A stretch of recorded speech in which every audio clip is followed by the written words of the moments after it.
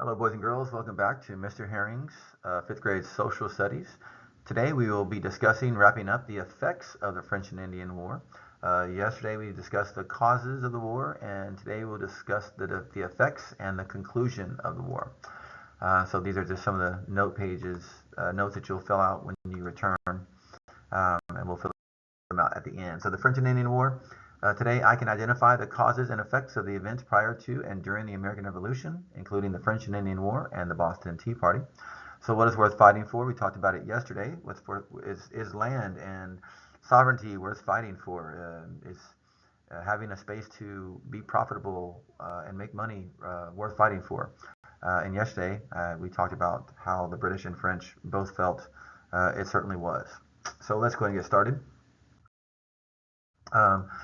The effects of the clash of the empires in 1754 to 1763 was a 9 years worth of war here in the New World.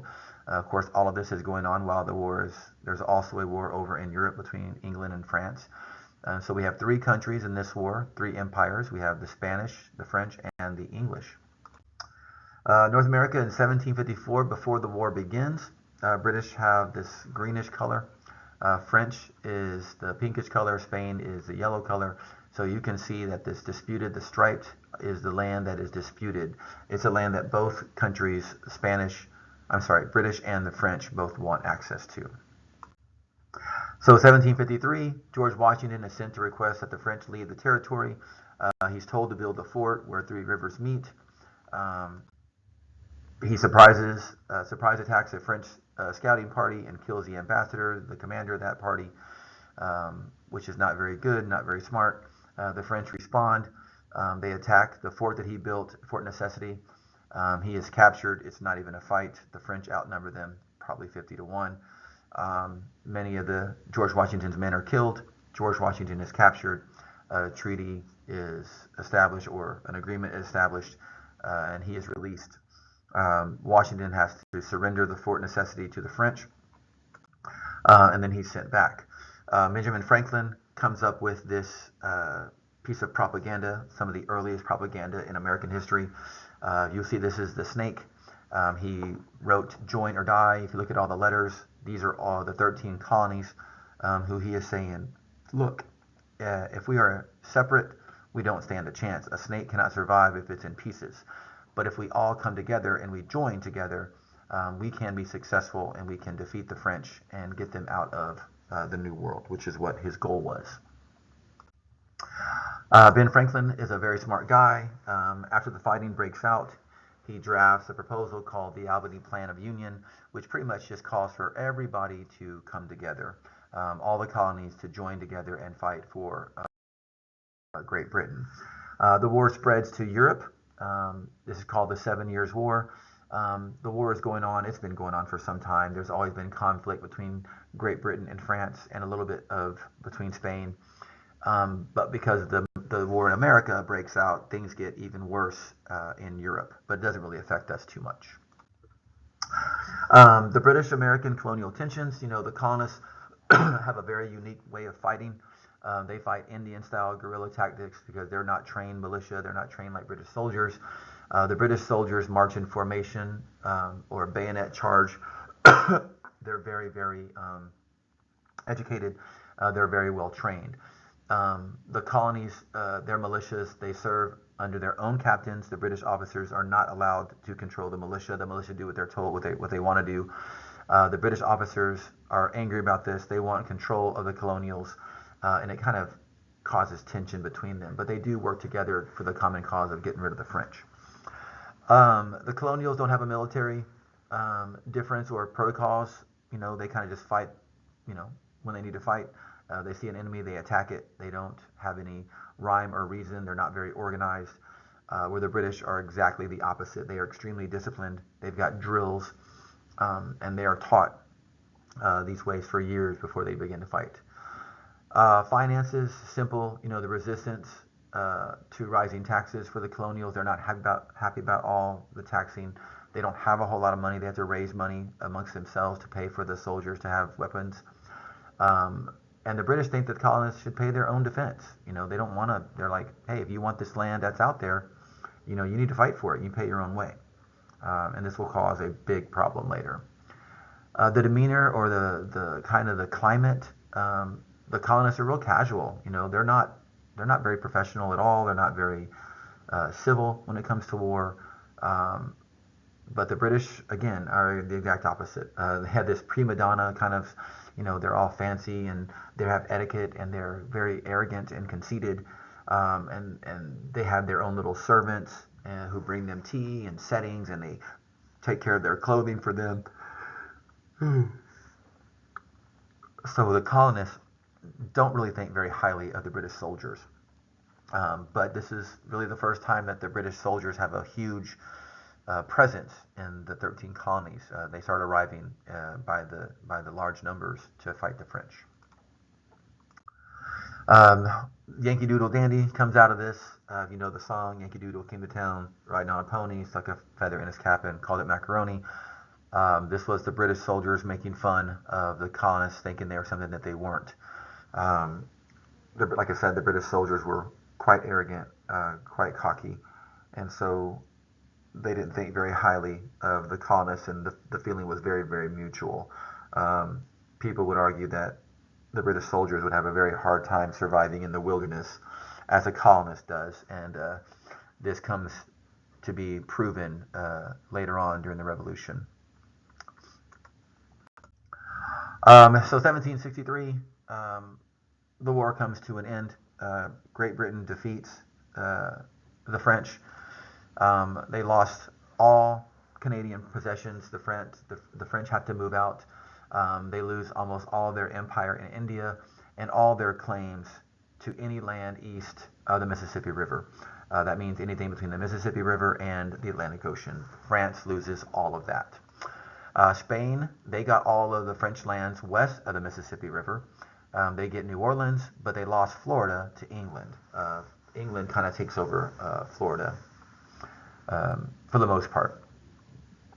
And then England, of course, they get all the French lands in Canada. They get all the exclusive rights to the Caribbean slave trade and the commercial dominance in India. So France loses really big. They lose all of their land in what is today Canada, and almost everything in the New World altogether. If you look here, this little bitty sliver, Saint Dominic, is all that the French remain ownership of. They lose everything else in the North American continent. They don't have anything else. So they are, in fact, the big loser. This is what it looks like in 1763, the conclusion of the war. The Appalachian Mountains pay very close attention to this line. This becomes the proclamation line. After the war ends, that becomes a line in the sand, so to speak, of where the colonists are. The effects of the war on Britain, it increased their colonial empire in the Americas, probably double the size, triple the size of Britain's ownership in the New World. It greatly enlarged their debt. They go into tremendous debt because of this war. You will learn throughout this year, I'll talk about it many times. War is expensive. It costs a lot of money to fight a war, and Great Britain is fighting a war not only on the New World continent, but they're also fighting a war back home in Europe. So this will be a huge problem for Great Britain at the conclusion of the French and Indian War. Britain has this huge contempt for the colonials. They have this bitter feeling toward the colonials. They don't like them at all. They don't get along. Like I said, the colonial is a new person. They're no longer Britain. And they're very proud of that. They become very proud of that. There's a small group who remain loyal to Great Britain, but for the most part, the large majority of people living in the colonies no longer identify as British. They start identifying as American because they are not civilized in the ways that Great Britain people are. So, therefore, England felt that a major reorganization of her American empire was necessary, and this is where things go tragically wrong for Great Britain. They come in and they try to change what the colonies, or how the colonies are living, and that will be a big problem. On the Americans, it united them against a common enemy for the very first time. They fought together against the French, and when they were done, they felt like they were the reason that the French were driven out of the New World, not Great Britain. They feel like they did most of the work, and so they kind of turned their attention to a new enemy.